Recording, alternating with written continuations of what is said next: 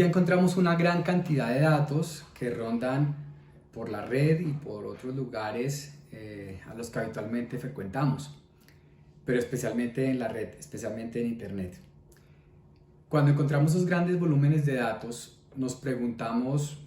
cómo acceder a ellos, pero también cómo interpretarlos y sobre todo en términos de los ambientes educativos que frecuentamos y normalmente los que hemos asumido bajo nuestra responsabilidad. Surge por lo tanto la gran inquietud sobre aprender usando ese gran volumen de datos que en el argot popular se conoce como el Big Data y que es nada más y nada menos que plantearnos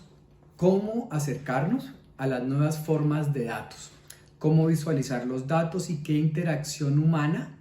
y en qué términos y en qué condiciones tenemos que hacer con esos datos que cambian de manera tan rápida y radical. Lo que hoy día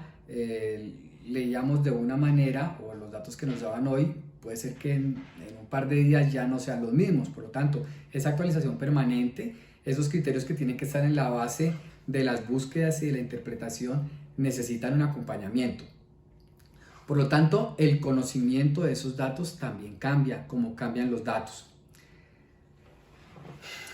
Se trata de que los ciudadanos podamos convertirnos en exploradores de datos, en buscadores de datos. Tenemos muchas herramientas en nuestros dispositivos móviles o de trabajo en la oficina o en casa, que lo que queremos con esos datos en el fondo es poder planificar, administrar, analizar, pero también tomar decisiones. Tener la información suficiente, los datos suficientes, como lo veremos un poco más adelante, tener la posibilidad de saber cuáles son las fuentes y que sean fiables, son fundamentales a la hora, repito, de tomar decisiones. Se trata, por lo tanto, de acercarnos a los datos y de utilizarlos para describir el mundo, para responder a las preguntas especialmente a las que más nos interesan. Esto requiere, no solamente en los contextos educativos formales, sino en todo tipo de procesos de formación y de educación, sobre todo alfabetizarnos en el acercamiento y repito, en el uso y transformación de los datos a todos nosotros los ciudadanos. Debemos comprender de alguna manera o acercarnos a comprender, buscar entender los poderes y al mismo tiempo las limitaciones para ejercer una ciudadanía activa y próspera en nuestras sociedades democráticas, donde normalmente tenemos la posibilidad de acceder a los datos, pero a veces llegamos hasta ahí con nuestras posibilidades. Pero, ¿qué pasa cuando hay que analizarlos, cuando hay que compararlos, cuando hay que ver qué datos sí y cuál hay que descartar, cuando se tienen que manejar esos volúmenes tan increíbles? La escuela, la universidad no están ajenas a ese tipo de preguntas y de problemáticas que nos está planteando la sociedad. Tenemos, por lo tanto, que aprender poco a poco a trabajar y pensar con datos, a ir a lo preciso, a lo que realmente estamos buscando y a las fuentes que sean absolutamente confiables.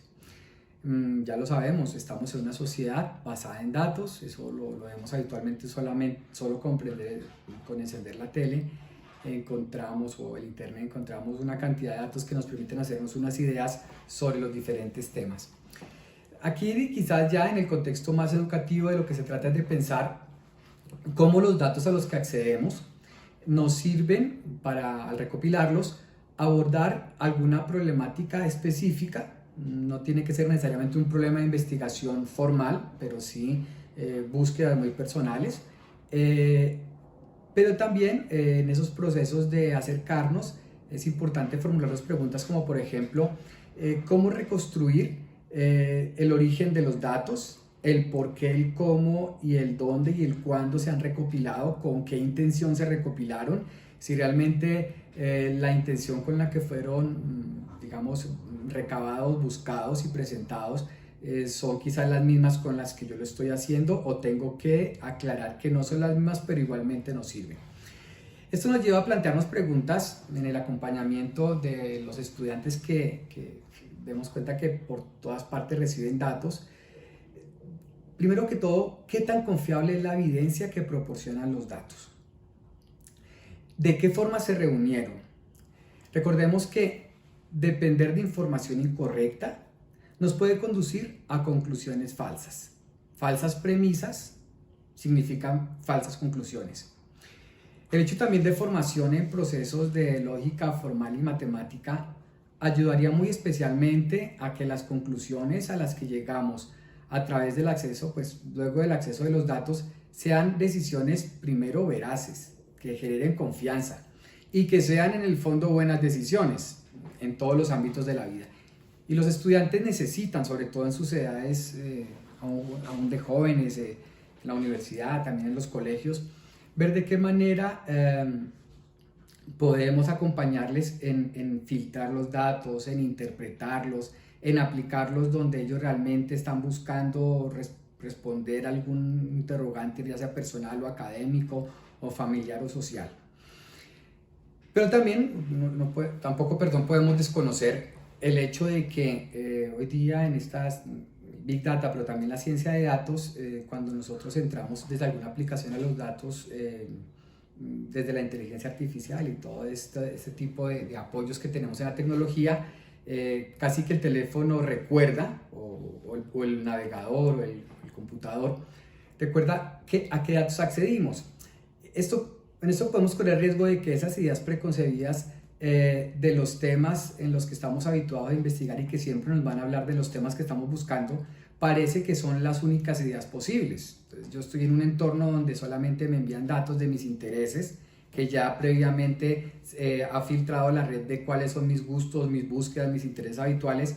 y de alguna manera estamos corriendo el riesgo de que los estudiantes crean que son los únicos posibles y que con dificultad lleguen a cambiar, a actualizar esas ideas. Por eso es tan importante en estos procesos de acercamiento a grandes volúmenes de datos el acompañamiento especialmente de los profesores, también de las familias, evidentemente, pero hay un momento en que es mucho más, digamos, desde lo más sistemático, desde la organización educativa, hacer ese acompañamiento por parte de las instituciones y especialmente de los profesores. Y la otra pregunta, junto por la pregunta de dónde proceden los datos, cuáles son las evidencias que proporcionan, digamos, veracidad y confianza, es qué ofrece el surgimiento del Big Data para la educación, teniendo en cuenta los datos, la información a la que acceden normalmente los estudiantes. Y aquí podemos ver que los objetivos para los estudiantes podrían centrarse más en la comprensión conceptual de los términos que buscan desde el punto de vista de los conceptos. Evidentemente que con una fundamentación en la alfabetización de datos, de saber exactamente dónde, por qué, cuándo, en qué condiciones me estoy acercando a los datos, a una información que me va a servir a mí para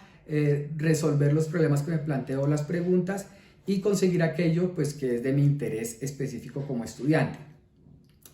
La mayoría de los procedimientos en el análisis de datos están manejados por softwares. De ahí que además de esa orientación de para qué uso los datos,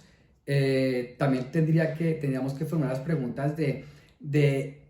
qué herramientas debo utilizar en esta educación acompañada, asistida por los computadores y por las tecnologías,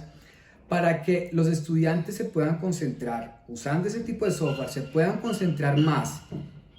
y mejor en la planificación de una investigación,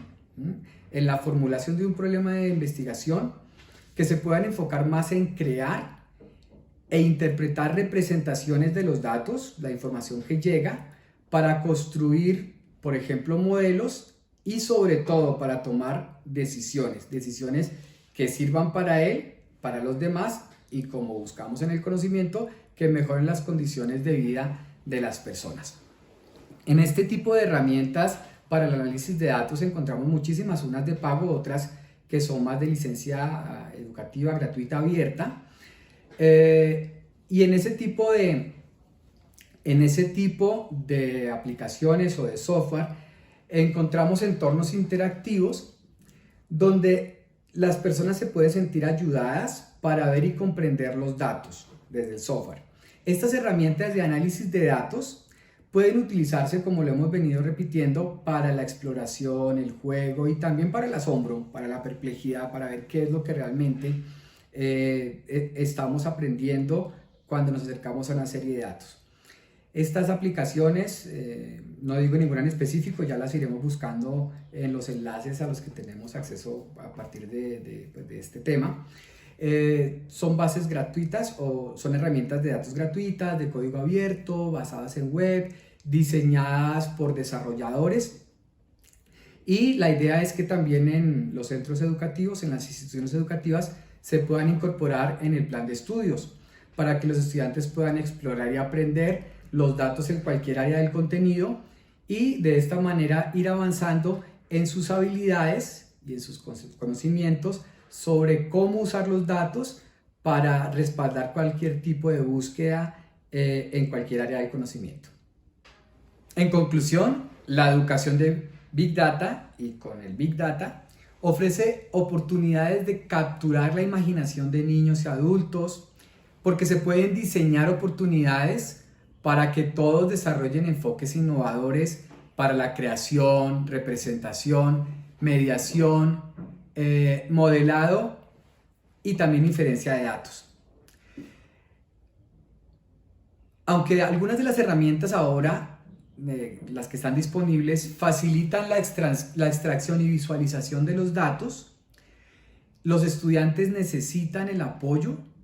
no solamente para la búsqueda, sino especialmente para la comprensión de esos datos y de esas fuentes tan grandes de datos a los que ellos se acercan, y muy especialmente para la interpretación de esos datos de unos criterios que en el fondo les hacen a ellos